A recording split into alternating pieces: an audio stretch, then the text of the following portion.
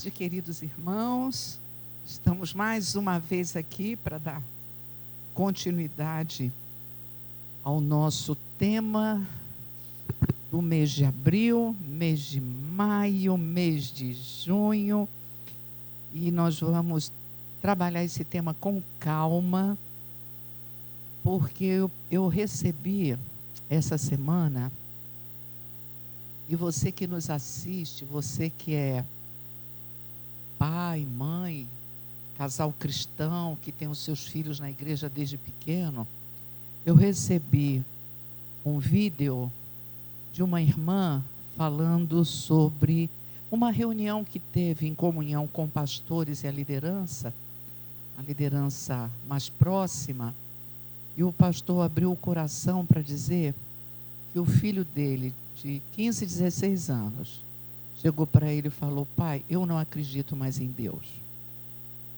Criado na igreja na IBD, batizado. E essa pessoa que postou o vídeo, uma mãe também de adolescentes, ela ficou tão preocupada que chegou em casa, começou a perguntar para os filhos: quem é Jesus para você? É meu Salvador. Mas por que ele é seu Salvador? Ué, porque a gente aprende assim. Como assim aprende assim? Ué, a igreja ensina que Jesus é Salvador. Ele não sabia explicar por que Jesus era Salvador. E eu fiquei pensando, será que as nossas EBDs não estão superficiais? E outra coisa que ela disse, que, né, aí ela começou a pesquisar mais sobre isso, e algumas pessoas estavam passando pelo mesmo problema. E ela, pegando a orientação, né, disse o seguinte: as nossas igrejas precisam voltar para estudar teologia sistemática desde os pequenininhos e não somente historinhas. Olha que coisa séria. Porque às vezes eles aprendem a doutrina, mas não experimentam Deus. Não experimentam Deus. Então, essa lição de hoje, a igreja, a família de Deus, nós não vamos ter pressa. Nós vamos ler todos os textos bíblicos. E você em casa, por favor, que vai acompanhar esse estudo. Eu tenho aqui, Roxinha, papel, alguns lápis, que eu gostaria que distribuísse e vocês anotassem, porque foi encomendado às revistas, espero que Clebson traga algumas hoje, por família, e que aí vocês vão poder ter esses textos, mas por enquanto vocês não têm. Então anotem, tá bom? Todos os textos que a revista nos dispõe. Com calma agora, presta atenção. Presta atenção. Precisa falar no microfone. Nós temos toda a liberdade de compartilhar, de testemunhar, de dizer o que entendeu. A única coisinha que eu peço, fale no microfone. Porque aquele que vai nos assistir na quinta-feira vai ser abençoado por nós. E isso é muito importante. Então, essa é a minha palavra de saudação a todos os que estão aqui, os que nos ouvem e ouvirão, não é? Nesse estudo, e estamos aqui com Elias, nosso professor, vice-presidente da igreja, o pastor Arno, pastor estudioso, caprichoso na sua palavra, e a nossa igreja é conhecida e reconhecida como uma igreja que prega a Bíblia de verdade. Então, vocês com a palavra saudando o pessoal aí, depois Arno vai orar. Sejam todos bem-vindos. Esse estudo maravilhoso, né? Um estudo que vai nos edificar como família de Deus e que possamos aprender mais e mais, né? Na comunhão, no amor fraternal, que a Bíblia tanto nos ensina. A gente pode sair daqui edificado, né? com esse ensino, que possamos trazer para a nossa vida. Que Deus nos abençoe. Tomando essa palavra que a Jussara falou, eu estava lembrando de um texto escrito pelo nosso conhecido pastor Celso Godoy, onde nas entrelinhas ele diz o seguinte: citando Daniel. Daniel não se preparou para estar em paz e tranquilidade na cova dos leões, mas ele se preparou antes. A vida dele era um preparo, e aquelas 3 vezes por dia que ele orava na janela voltada para a sua terra natal, tudo significava preparado. Então, o dia que ele foi lançado na cova, ele não precisou se preparar, porque já estava preparado. Já estava pronto. E Deus desceu com ele na cova dos leões. Então, isso é fantástico, a gente ter esse preparo. Não tem, às vezes não dá tempo para preparar, quando a situação chega e nos pega de surpresa. Portanto, o preparo tem que ser antes, durante a caminhada, ao longo da caminhada, né? Sem, digamos assim, descuidar dessa questão, desse preparo. Achei fantástica essa colocação que faz, e citando Daniel como um caso, como um exemplo, né? Daniel, eu não sei até que ponto ele ficou, de certa forma, surpreso e nervoso, mas quando o rei no dia seguinte chamou Daniel, você está aí? Estou aqui, rei. Estou aqui, estou vivo. Né? Ele não estava, de forma nenhuma, apavorado. Está tranquilo. O preparo ele fez antes. E a gente, às vezes, talvez está perdendo tempo e não se preparando para a situação que talvez amanhã ou depois nos surpreenda com dificuldade, tipo uma cova de leões, onde Daniel foi passar a noite. Mas se acontecer, que estejamos preparados. E hoje, mais uma vez, nessa escola bíblica, nesse estudo da palavra, nós temos uma oportunidade para nos prepararmos, para estarmos prontos para o embate que vem, quem sabe, mais rápido do que a gente possa imaginar. Vamos orar? Deus, nosso Pai, obrigado, nós temos a Tua palavra. E quando nós nos reunimos como escola bíblica para estudar a Tua palavra, nós o fazemos no propósito de aprender mais profundamente os Teus ensinos. A Tua palavra é viva e eficaz. A autoria dessa palavra és Tu mesmo, ó Deus, através do Teu Santo Espírito, que inspirasse pessoas que escreveram há tanto tempo no passado, mas que são palavras vivas e de grande importância para o nosso viver nos dias de hoje, nos dias atuais. Abre nosso coração e entendimento para que o que aqui analisarmos fale ao nosso coração e que nós tenhamos a receptividade necessária para guardar e aplicar os ensinamentos que vêm da Tua palavra. Em nome de Jesus. Amém. Amém, amém. Nós estamos na 4ª lição. Recapitulando as lições anteriores, alguns destaques. Nós tivemos uns exercícios domingo passado, no fechamento do mês da EBD, e fizemos uma pergunta, né? Aonde começou a igreja? E tem várias teorias a respeito, não sei se vocês lembram, né? Tem na descida, uma teoria na descida do Espírito Santo, tem outra teoria que foi com os batismos, tem outra teoria, me ajudem aí. A minha teoria é que foi quando Jesus já reuniu os seus discípulos. 12. Quando reuniu os seus discípulos na ceia. Então, várias teorias. Outra coisa interessante que a gente falou, recapitulando as outras lições, é que essa palavra igreja é grupo para fora. Aí eu vou pedir para o pastor Arno explicar isso, que ele explicou muito bem domingo passado, né? O que era a igreja que já era usada no tempo dos gregos. Prestem atenção.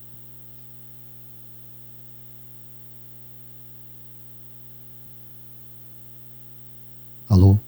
O termo igreja não era novo, não foi inventado por Jesus. Na língua grega, esse termo era usado. Referia-se a um grupo de pessoas que era convidado para, lado de fora da cidade, resolver questões políticas e administrativas da cidade. Então, consta que geralmente essas reuniões começavam muito cedo de manhã e terminavam no fim do dia. Aí essa igreja, esse grupo chamado igreja, era dissolvido.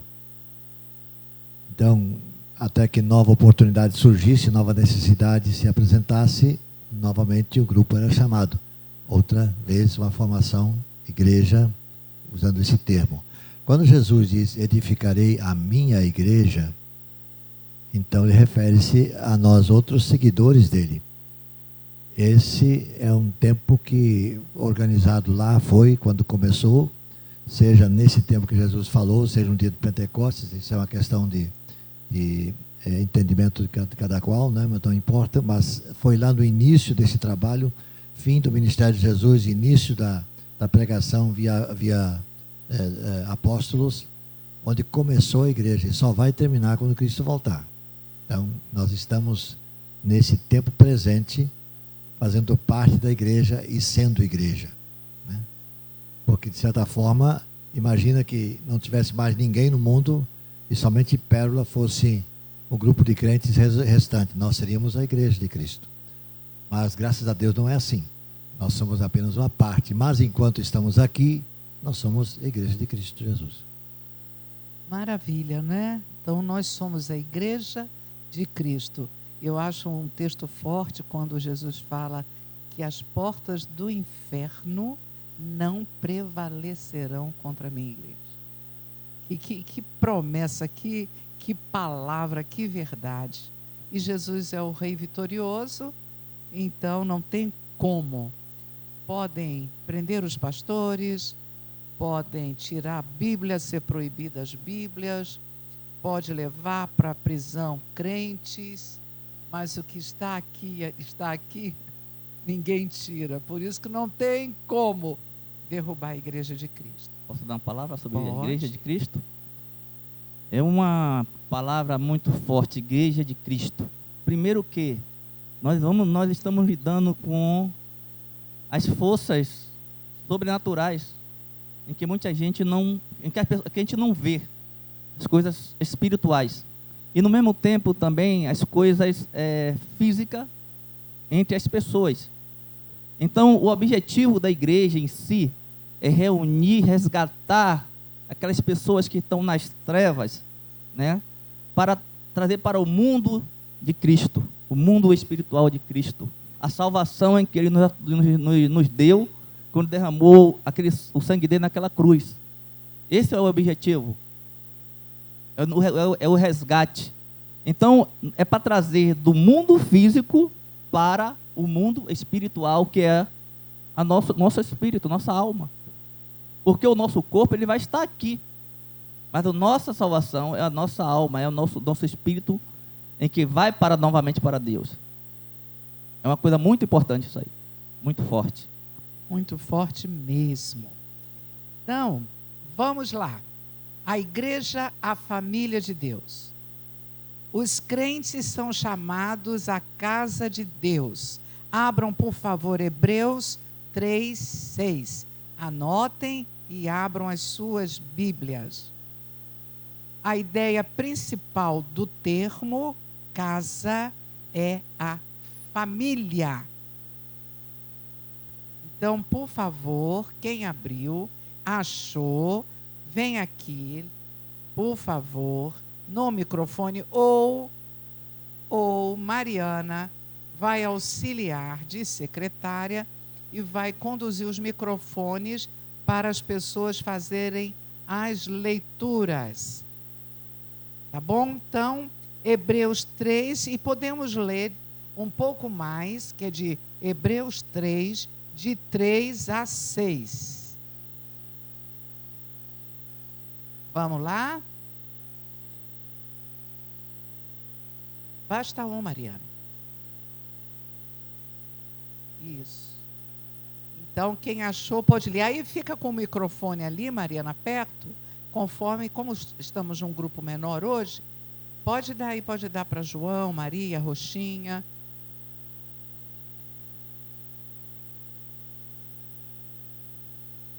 E aqui diz assim: casa é a família. Pode dar. Casa é a família. Então, eu vou levar alguém para minha casa. vou levar alguém para minha casa, né? E a casa significa família. Pode ler. Pode ler? Jesus foi considerado digno de maior glória do que Moisés, da mesma forma que o construtor de uma casa tem mais honra do que a própria casa, pois toda casa é construída por alguém, mas Deus é o edificador de tudo. Moisés foi fiel como servo em toda a casa de Deus, dando testemunho do que haveria de ser dito no futuro. Mas Cristo é fiel como filho sobre a casa de Deus. E essa casa somos nós. Se é que nós apegamos firmemente à confiança e à esperança da qual nos gloriamos. Muito bem. Então, a casa, né? Cristo fala que ele é o cabeça dessa casa. Então, pense nisso aí. A igreja, a família de Deus, e quando fala em casa, significa uma família. Quando eu penso assim, eu vou dar uma passadinha lá na casa de Linda. A família de Linda. Ô Ju, nós vamos fazer uma reunião na sua casa. Uma família. Marcos, nós vamos fazer uma reunião bem joia na sua casa. Família de Marcos. Então, casa, família. A casa de alguém são as pessoas de sua linhagem. As que o têm como pai. Não é verdade? Então, tem uma família, tem pai, mãe, avô, avó, filhos, netos, sobrinhos. Né? A casa de Elias. Interessante que Elias estava falando aqui um pouquinho antes, que nesse mês vai ter uma reunião de família. Aí entra irmãos, sobrinhos, primos. Então, interessante esse título da lição, a igreja como uma casa onde tem uma família, tá? Então, vamos lá, um exemplo, Josué 24:15, por favor. Josué 24:15.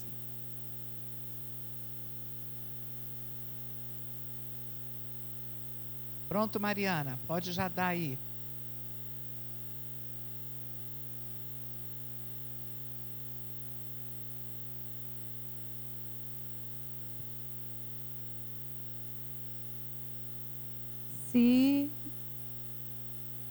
Sileão, não, tem Sileão, não. Josué 24:15. 24:15, não. Se, porém, não lhes agrada servir ao Senhor, escolham hoje a quem irão servir. Se os deuses que os seus antepassados serviram, além do Eufrates, ou aos deuses dos amorreus, em cuja terra vocês estão vivendo. Mas eu e a minha casa, eu e a minha família serviremos ao Senhor. Que maravilha! A linhagem de Josué. Não é só aquela família nuclear, pai, mãe e filhos. Não. A minha casa, a minha linhagem, nós serviremos ao Senhor.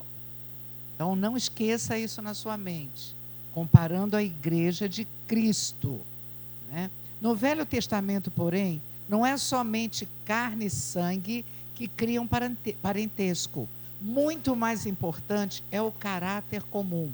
No caso de Josué, citado acima, ou da casa de Josué, são os que serviram ao Senhor, não os da linhagem sanguínea. Olha que coisa interessante. Os da casa, entre aspas, são aqueles que vivem em harmonia com o exemplo do fundador da casa. Então, tem harmonia naquele grupo, eu creio no que você crê, eu me uno a você, eu vou servir o mesmo Deus que você serve. A família de Deus é patriarcal. Ele é o fundador e exemplo. Cada igreja forma uma família cujo pai é Deus. Já pararam para pensar nisso? Roxinha, nós somos uma família, Roxinha. A origem do Arno é lá na Alemanha. A sua é aqui, tu é irmã dele, Roxinha. Isso é maravilhoso demais. Lá o irmão... lá no Japão nós temos irmãos da família, né? Mas só que esses irmãos, nós vamos ver um pouquinho mais, não é só irmão de boca para fora. Como vai, irmã Sueli? Passou bem a semana? É muito mais do que só falar irmãos, né? A mais importantes das figuras do Novo Testamento que ilustram e exemplificam o conceito de igreja, olha só, irmãos, a paz, irmã, né? A gente usa muito esse termo, né? Shalom, irmão. Então isso, nós somos conhecidos assim, a Igreja de Cristo. Mas outra forma, filhos de Deus. Outra forma, herdeiros. E por último, fiéis. Nós somos os fiéis seguidores de Jesus Cristo. Ok? Entendido até aqui? A casa é o que mesmo? Tem que falar no microfone. Olha, vocês que estão nos assistindo, a turma aqui está afiada. A casa é a família de Deus. A família de Deus, né? Família de Deus. Muito bem, então nós vamos para o segundo ponto, ou melhor, para o primeiro ponto. A minha palavra foi de introdução. A igreja, um grupo de irmãos, com o professor Elias. Igreja, um grupo de irmãos. Igreja, família de Deus. Aí eu fico assim analisando qual é a diferença entre nós, irmãos, como igreja, e nós em nossas casas, né? Como família em si.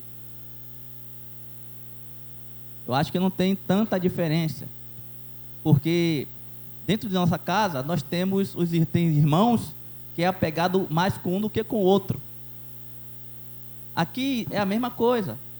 Aqui a gente tem aquele amor fraternal, todo mundo se conhece, todo mundo se ama, todo mundo se gosta, mas tem aquele que é mais apegado com certos irmãos.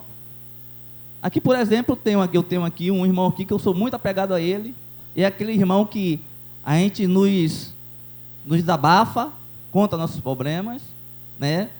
Se for de puxar a orelha, a gente puxa a orelha, né? Dá aquele sermão e aceita.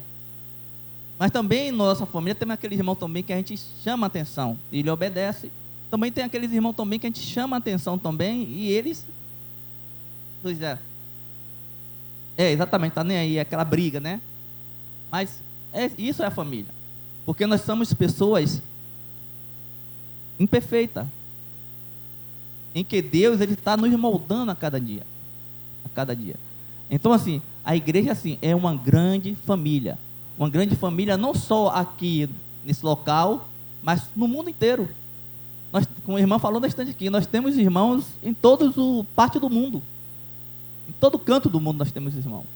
Porque nós fazemos parte de uma família universal, ou seja, uma família que está ao redor de todo o mundo, que é a igreja de Cristo.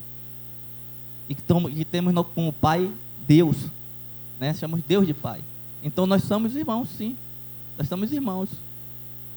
E aqui diz o seguinte: um grupo de irmãos descreve a igreja como irmão e reconhecê-la como uma comunhão ou fraternidade, né? Fraternidade, ou seja, um sentimento de afeto, um sentimento de solidariedade, certo? Um sentimento de laços entre irmãos mesmo, um sentimento de amor.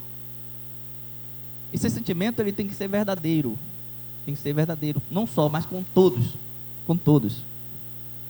O título irmão se tornou o mais popular para descrever o crente, semelhantemente e grande seu uso na forma plural, irmão, para falar de igreja.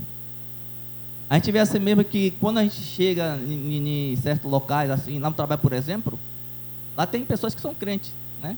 E tem pessoas lá que não são crentes, mas já conhecem aquela pessoa que é cristão. E chama de quê? Irmãos. O irmão, aliás, irmão. Ô irmão, faz favor. Lá mesmo tem pessoas que me chamam de irmão.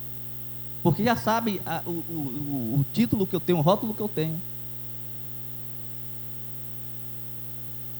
O termo encontrou sua razão de ser no exemplo de Jesus. Ele, conforme Hebreus 2:1. 2:11. Vamos abrir aí?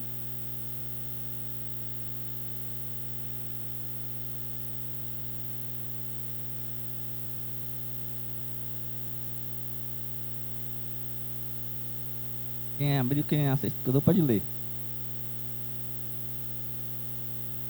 2:11.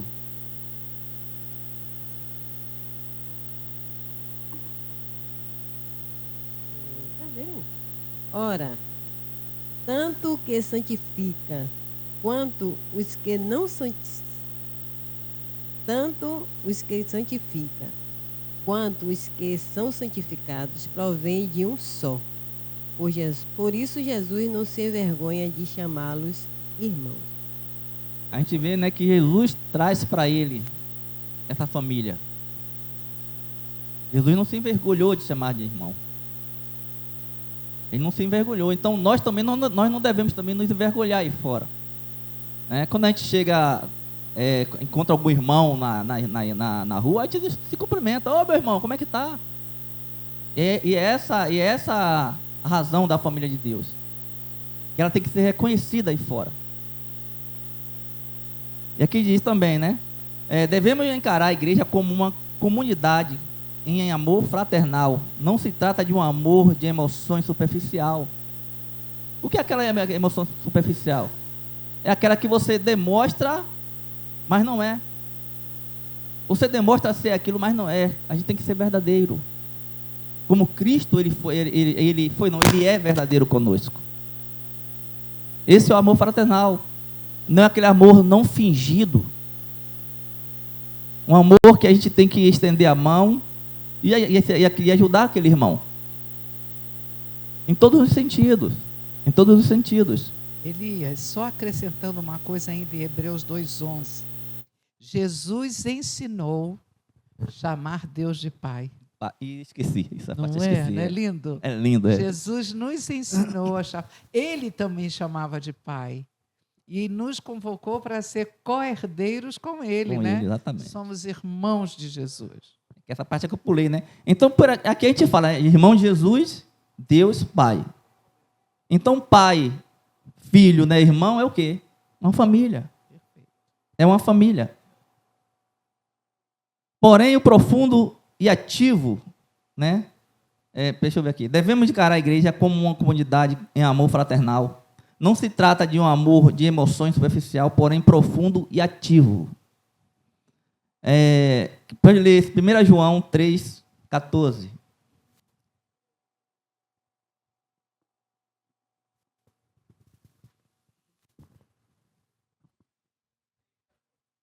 (3:14). 1 João.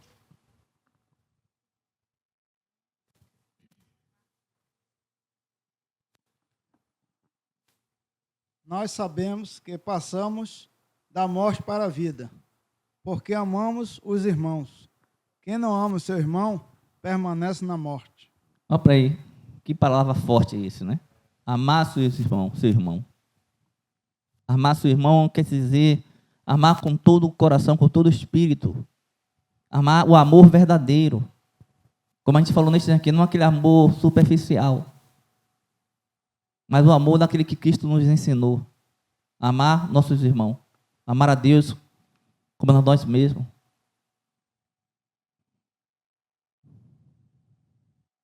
O amor fraternal pode ser descrito como um amor que tudo sofre, tudo suporta e tudo espera. Tal manifestação de amor honra a Jesus pessoalmente. Aqui alguém pode abrir Mateus 25:40.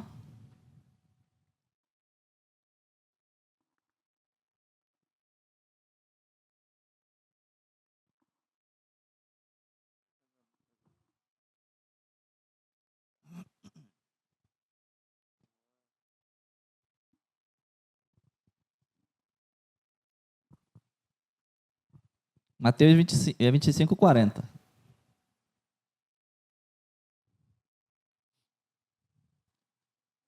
Vou ler aqui. Diz assim: Aí o rei respondeu: Eu afirmo a vocês que isso é verdade. Quando vocês fizerem isso ao mais humilde dos meus irmãos, foi a mim que fizeram. Perfeitamente. Perfeitamente. Então, assim, nós como família, nós temos Cristo, nós como Deus como Pai. Então, assim, quando alguém faz algo contra os filhos de Deus, está fazendo contra Deus. É a mesma coisa como um pai tem seu filho e alguém faz algo contra aquela criança, tem muitos pais que revidam, que tomam as suas atitudes. E Deus é a mesma coisa. O considerar cada membro da sua igreja como seu irmão deve evitar intrigas, discórdia e brigas na igreja. Isso aí, infelizmente, muito disso aí, às vezes está acontecendo em muitas igrejas. A gente vê igrejas sendo divididas, pessoas brigando por cargos, por muitas coisas que não edificam a igreja. Eu sei que às vezes a gente tem aquela questão, né, de discórdia, mas não deixar essa discórdia crescer, não deixar essa discórdia tomar parte, né, da nossa vida, mas uma discórdia que a gente tem que discordar e resolver aquele problema naquele momento. Isso é a verdadeira família, é você entender a verdadeira família. Eu tiro isso por um exemplo. Eu tenho um irmão que ele é mais velho do que eu, bem mais velho mesmo. Se eu não me engano, acho que é o segundo. Incrível que pareça. Ele é o tipo de pessoa que, às vezes, quando ele faz coisas erradas, e a minha irmã fica sabendo, minha irmã chama ele daquele sermão. Aquele sermão legal mesmo. Ele sai todo fechado, todo... Mas sabe o que acontece? É engraçado? Ele não consegue ficar não consegue ficar com aquilo dentro dele. Ele não consegue guardar aquilo dentro dele.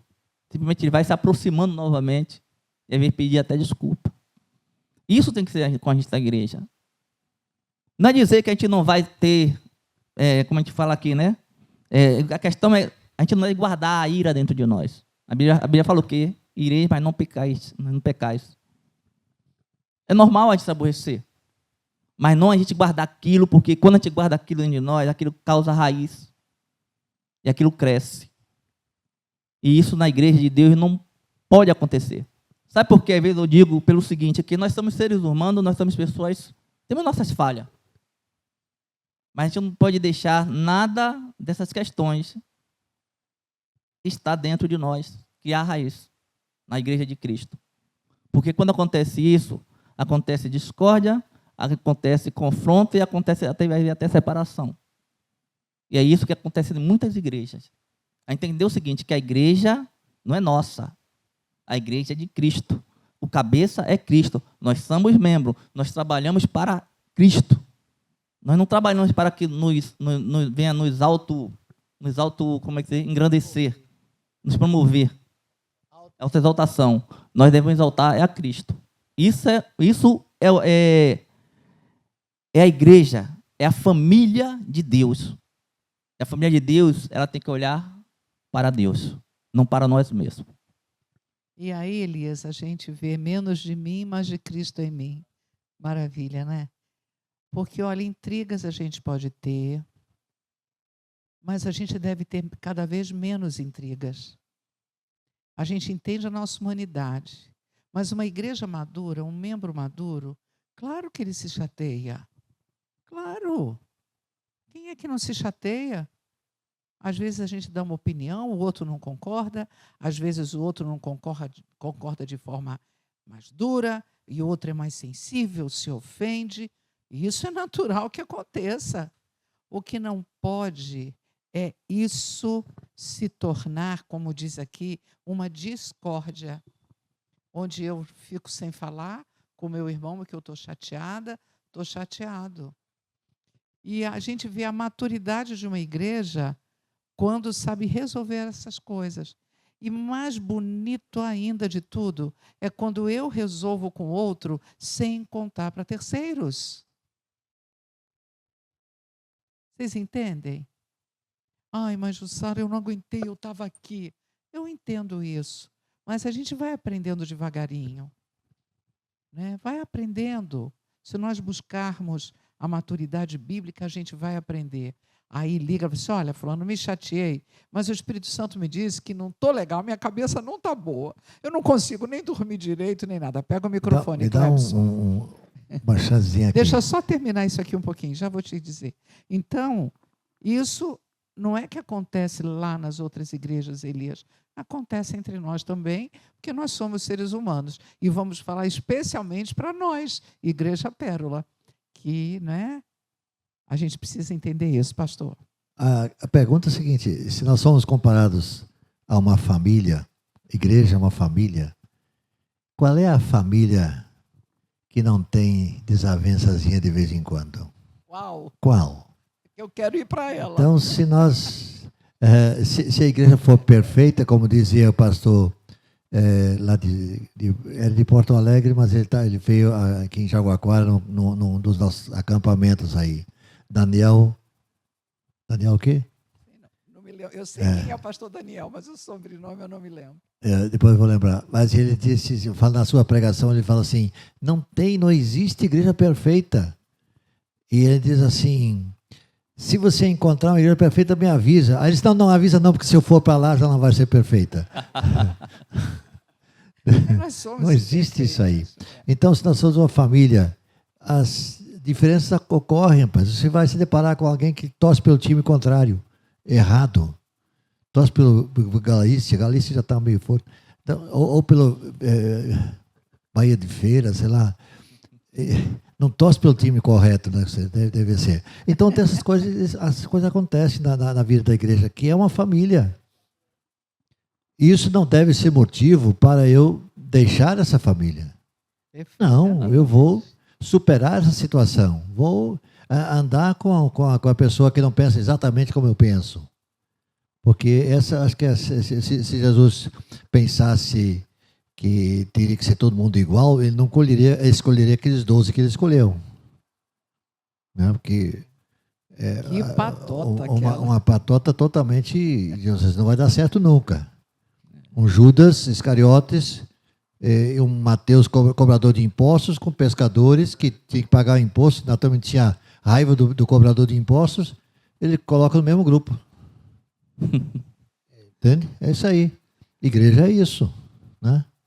Então, compreender... Diga, fala. Clebson também. Quer falar? Deixa ele falar. Tem um vídeo que aí colocou hoje no grupo da igreja aí que tem muito a ver com o que a gente está falando aí. Se o pessoal depois puder ver, dar uma olhadinha aí, vai ficar legal.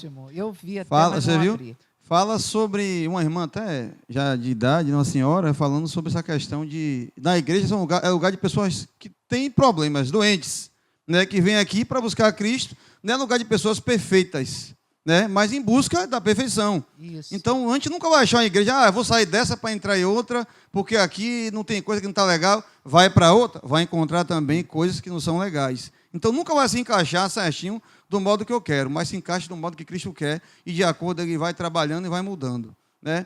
E uma coisa que eu digo muito, a questão de intriga, se alguém fez algo, né, para você, ou para mim, muitas vezes, né, e nós até lemos quarta-feira sobre isso, vá até seu irmão, peça perdão a ele. Né? Ou se o irmão fez algo errado, né, que de repente vai escandalizar, vá até ele, converse com ele. Aí a Bíblia diz, se você não ouvir, leva outro irmão, aí leva até a igreja, e aí vai. Mas temos que resolver isso. Eu não posso estar com intriga com meu irmão e simplesmente guardar isso no coração e deixar de falar com ele, ou, sei lá, ficar o tempo todo de olho desaversa com ele.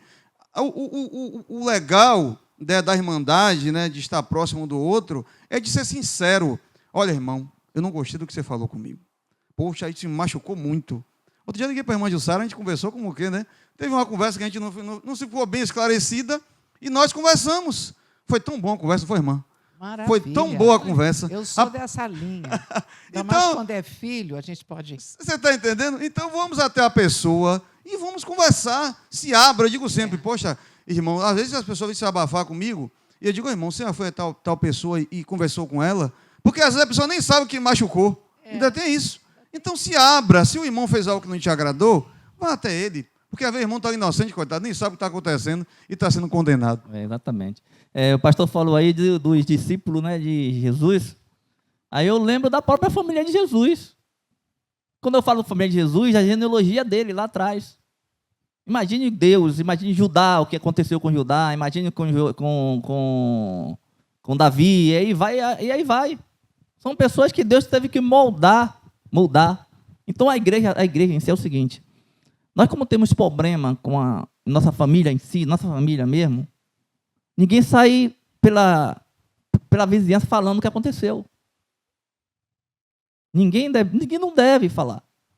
Porque o problema é família, tem que resolver internamente. Na igreja também é a mesma coisa. Aconteceu um fato aqui, eu vou sair falando para as pessoas que...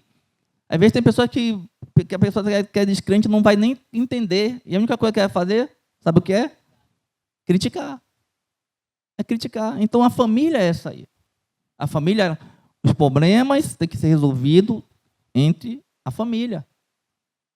É como eu falei no início, às vezes temos um irmão que somos mais próximos, né? Como acontece com qualquer família. E é assim que tem que ser a família de Deus. Com toda a sinceridade, aquele amor fraternal, como me falo nesse instante aqui. É isso que tem que estar no nosso meio. Então, dando continuidade à nossa lição, nós vimos, com o professor Elias, a igreja, um grupo de irmãos. E agora a igreja, outra denominação para caracterizar uma família, é filhos de Deus com Arno. Eu queria só fazer uma ressalva primeiro. Esse texto que nós estamos estudando é de autoria de uma pessoa extremamente estudiosa da palavra. Eu tive o privilégio de estar em algumas palestras onde ele usa a palavra, chamada Glendon Grober. Ele é um americano que veio passar no Brasil há algum tempo, não sei quantos anos, mas que tem uma profundidade na palavra, no que ele fazia. Então, é muito sério esse assunto, que não é tão recente, tão novo, tem décadas já de publicação, mas de necessidade para voltar a esses assuntos, a esses temas que ele aborda aqui de uma forma muito especial nessa série de estudos que nós estamos apreciando aí. Então, no ponto seguinte, como já disse Jussara, a igreja como filhos de Deus. Na sequência aí, né? Talvez a gente possa estranhar essa palavra na situação citada da igreja e muitas vezes pensar em igreja como sinônimo filhos de Deus, ou como sinônimo, também como sinônimo de cristão. Qual é a diferença, filho de Deus e cristão? E tal. Isso até certo ponto pode estar certo, mas o termo em si não, digamos assim, traz uma certa significação familiar, porque como nós já dissemos, como somos irmãos, então nós temos esse entendimento que pertencemos a uma família, esse pertencimento. Eu sou desse grupo, eu me identifico com esse grupo. Então, família tem a ver isso. Aquele que realmente é filho e membro de uma unidade familiar. Essa que é a ideia. O filho pertence a essa família, a uma família. No Antigo Testamento, os filhos dos profetas não eram filhos sanguíneos do profeta, mas eram aqueles que se achegavam a ele e ouviam dele, eram instruídos pelo profeta para não se tornarem alguém assim mais adiante. Então, nessa ação de entregar, eles criavam uma comunidade familiar, chamados filhos dos profetas, ou do profeta. Não filhos legítimos, filhos sanguíneos, mas filhos, por estarem, digamos assim, prontos a ajudar naquele caminhada. Deus é amor e a natureza da vida da sua família é o amor, né? A nova aliança que oferece ao homem a salvação, a possibilidade de se tornar filho de Deus, é uma expressão concreta do amor divino. Isso vem justamente da nova aliança, que nós ouvimos isso aí. Quem assim se comporta, se assim procede, passa a ser filho. Lá em João 1,12, nós temos isso, né? Mas todos quantos o receberam, deu-lhes o poder de se tornarem filhos de Deus. A conversão ou a entrega incondicional da pessoa a Jesus Cristo como seu Salvador faz com que ele seja filho de Deus. Sendo filho de Deus, irmão em Cristo daquele que outro que também é filho de Deus. Isso que nos traz, então, nessa família de ambiente maior, né?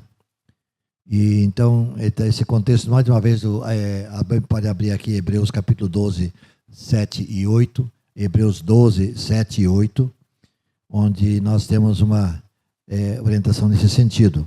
Contexto familiar, que a própria disciplina de Deus ocorre.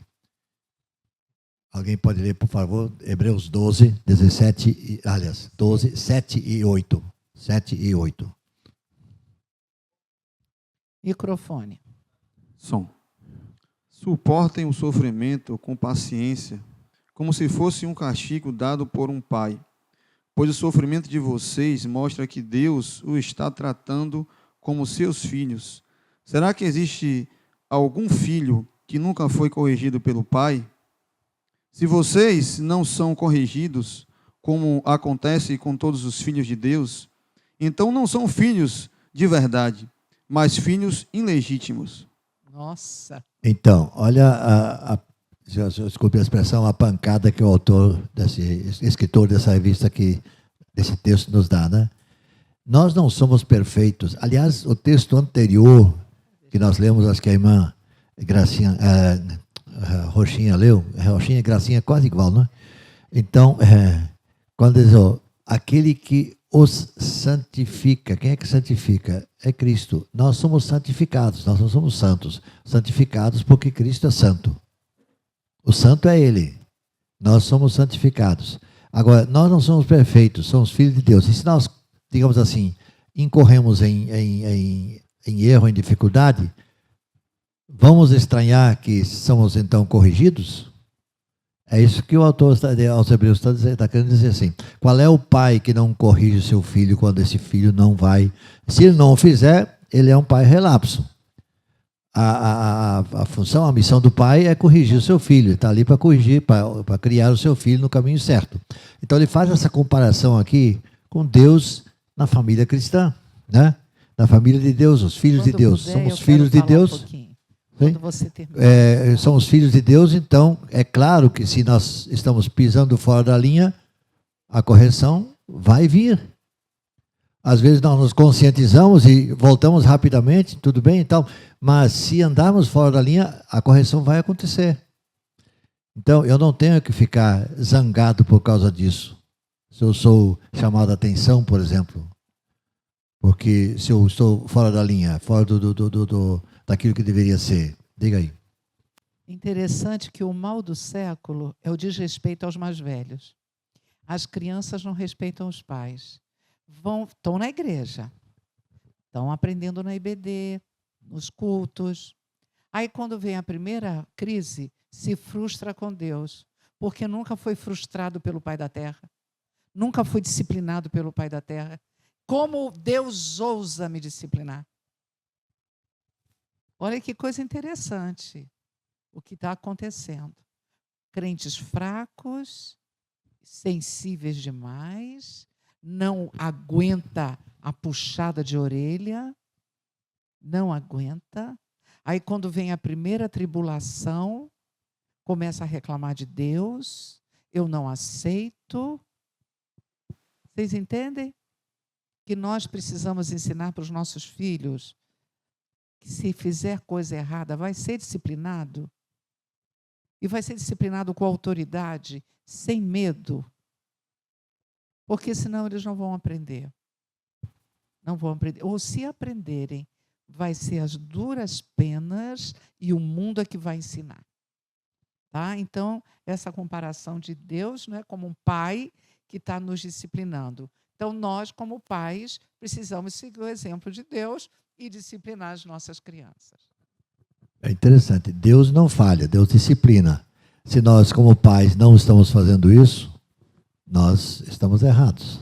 Nós precisamos disciplinar os nossos filhos que estão sob nosso comando, nossa orientação.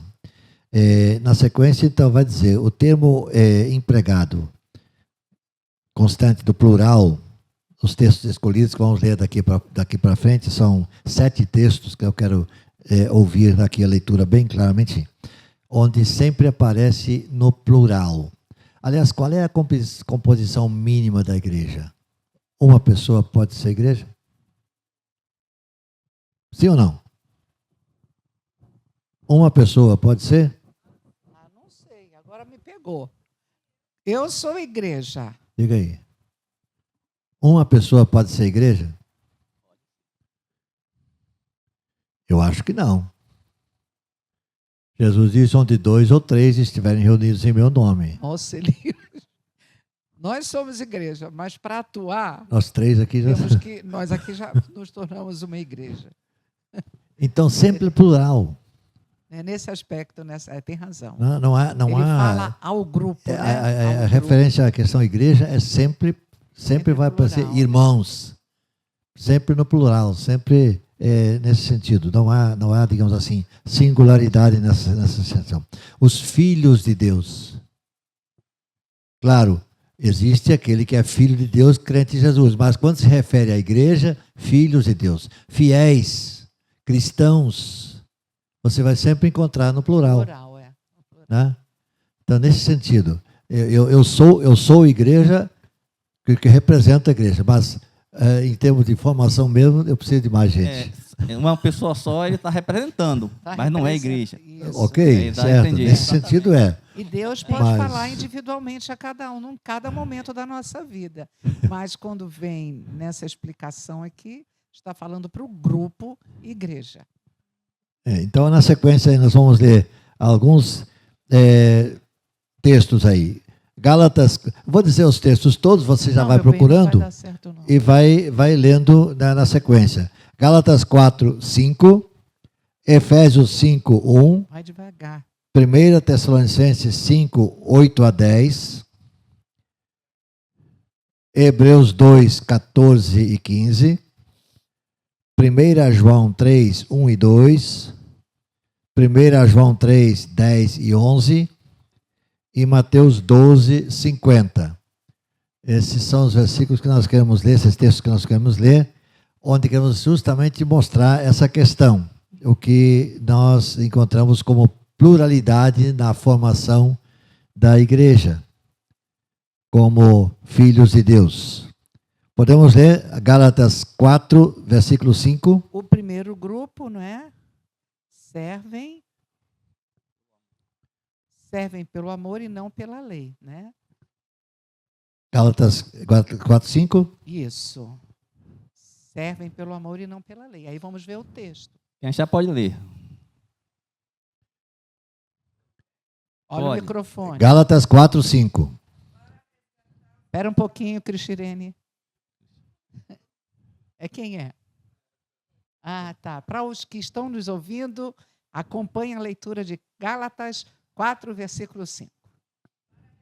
Não está ligado.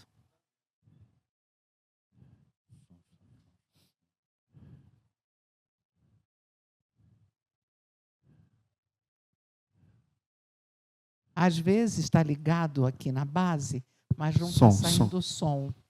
Pode acontecer isso. Não sei se é a bateria. Pronto. Para resgatar os que estavam sob a lei, a fim de que recebêssemos a adoção de filhos. Para resgatar os que estavam sob a lei. Agora, Efésios 5, versículo 1.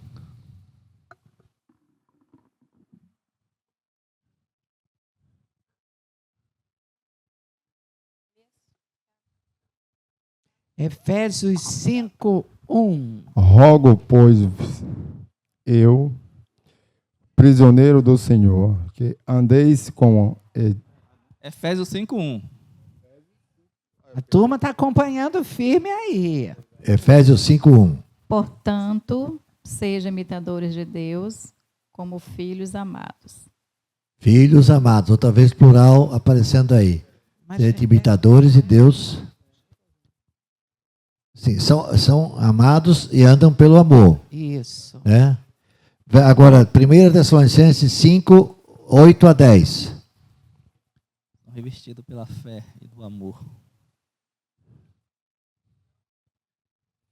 1 Tessalonicenses 5, de 8 a 10. Pode ler? Sim. Pode. Nós, porém, que somos do dia, sejamos sóbrios, revestindo-nos da couraça da fé e do amor, e tomando como capacete a esperança da salvação. Porque Deus não nos destinou para a ira, mas para alcançar a salvação mediante nosso Senhor Jesus Cristo, que morreu por nós para que, quer vigiemos, quer durmamos, vivamos em união com Ele.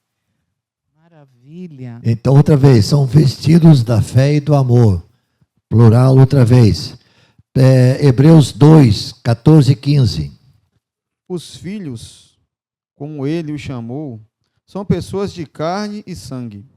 E por isso o próprio Jesus se tornou igual a eles, tomando parte na natureza humana deles. Ele fez isso para que, por meio da sua morte, pudesse destruir o diabo, que tem poder sobre a morte. Também para libertar os que foram escravos toda a sua vida por causa do medo da morte. Então, são servos por amor e não por causa do medo da morte, mas porque amam, seguem em frente. 1 João 3, 1 e 2.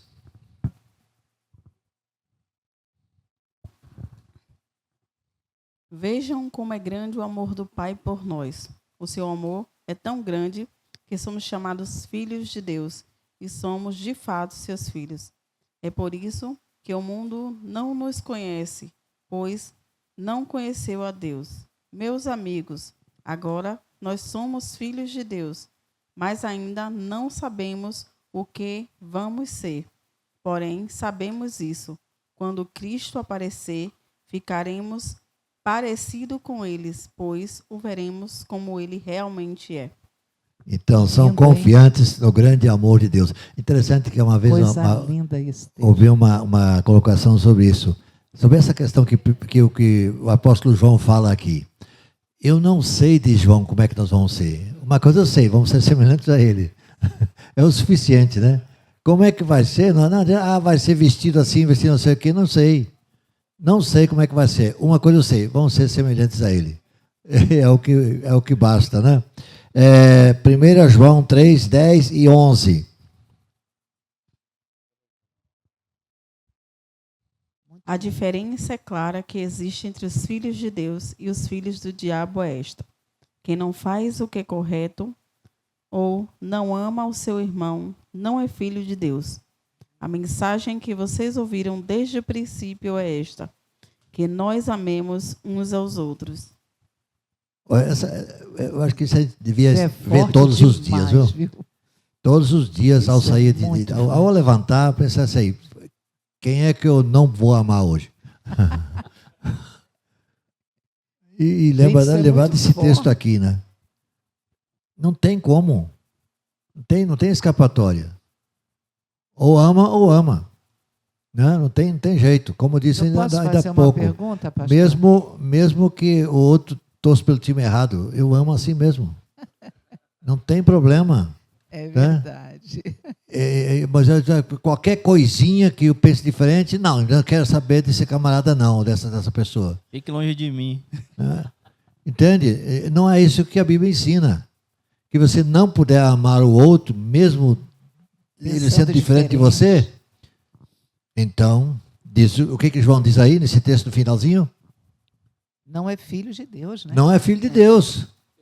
Gente, isso é muito forte. Negócio é sério, gente. Não é sério. Nós somos diferentes. E amar o diferente que é importante. O amar igual fica muito fácil. Quero ver amar o diferente. Aí aqui a coisa. Diga aí. Eu fiquei pensando uma coisa aqui. Se você guarda no seu coração um desamor por alguém, aí a gente, nesse momento, não está sendo filho de Deus. É o que João fala. Aí vem a palavra, né, da ceia. Se você tiver com alguma dificuldade com alguém, resolva primeiro antes de pegar a ceia. Gente, porque naquela hora você não comunga com Deus. Você não tem comunhão com Deus. Então, não venha participar da ceia se não resolver um problema. Mas, Jussara, o meu coração já está livre. Amém. Não é? Amém. Seu coração já está livre, já perdoou. Embora não tenha ido falar com a pessoa, seu coração já está liberto, tudo bem. Mas resolva esse caso depois. Né? Gente, é simples isso. Eu vou fazer uma outra colocação, que é uma das coisas que tem me deixado muito apreensiva. É quando alguém diz assim, por esse eu nem vou orar. Porque eu não posso nem ver esse nome que me dá nojo. Vocês estão entendendo bem o que eu estou falando? Será que eu só posso orar por essa pessoa? Não o meu amor humano. Meu amor humano é fraco. Mas o amor de Deus, porque não me interessa o que eu penso sobre o outro. Deus não está se importando com isso. Você tem direito de pensar, de ter o seu momento crítico. Claro que tem, nós não somos bonecos. Né? Nós não somos bonecos autômatos. Mas se a Igreja de Cristo cumprir o papel dela de amor um pelos outros de verdade, a sociedade vai ser impactada. Porque não vão entender. Vocês se imaginem Jesus, né?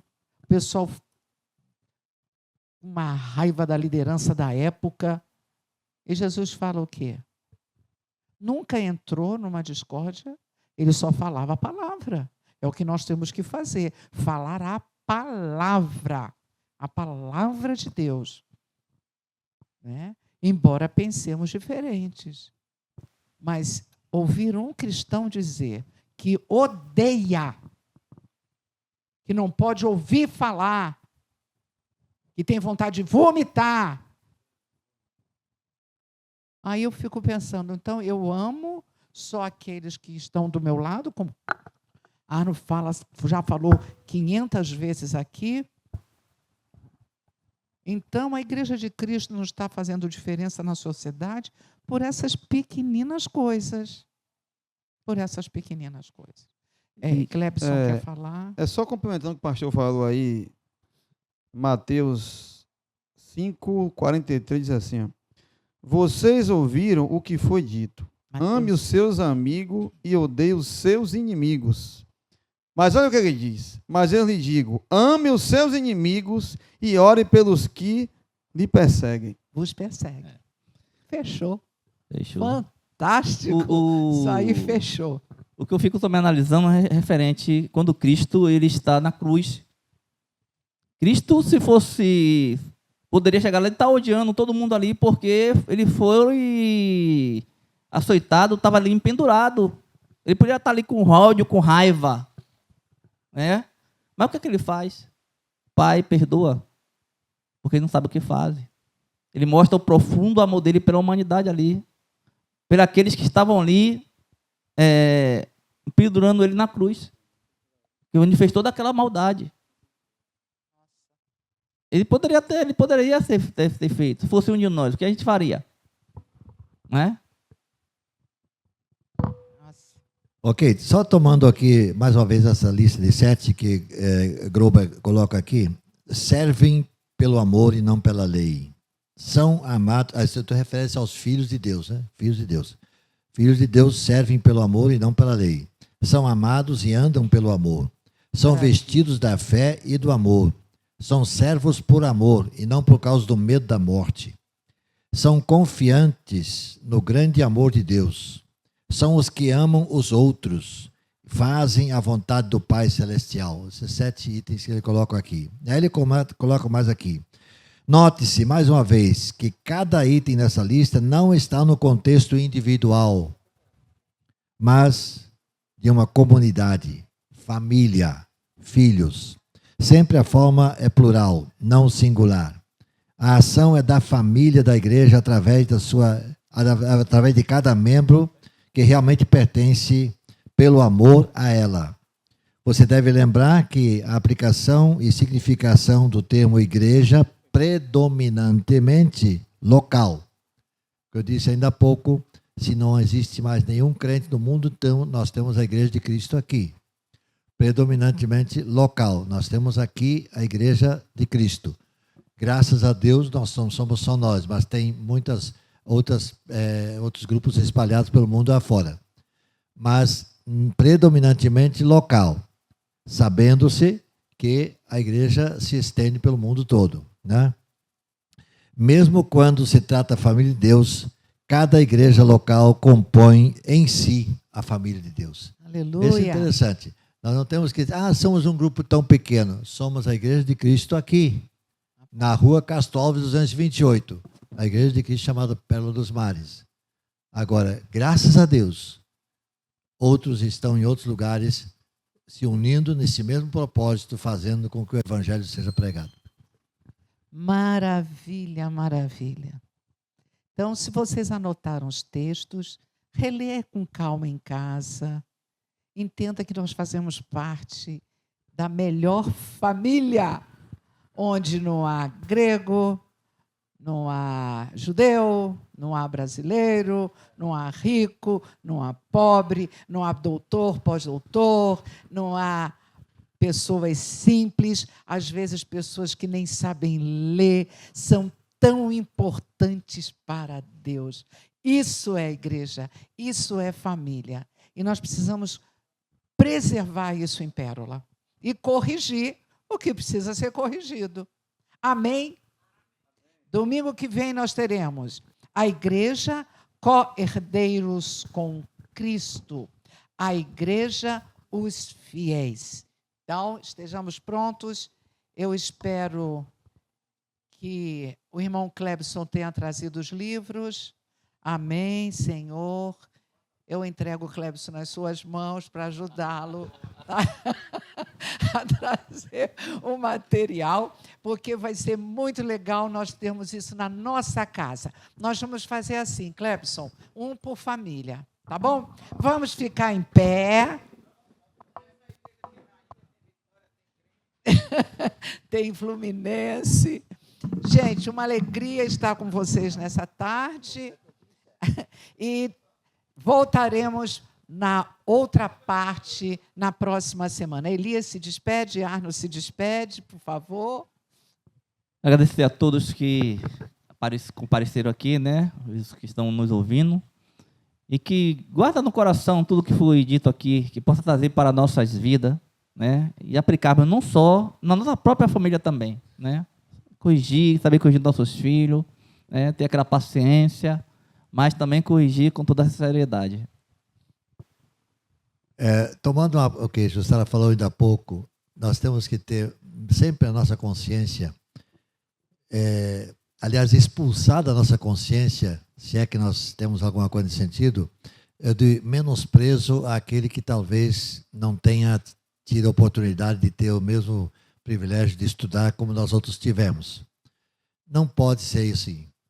Todos os que creem em Cristo são importantes na família de Deus.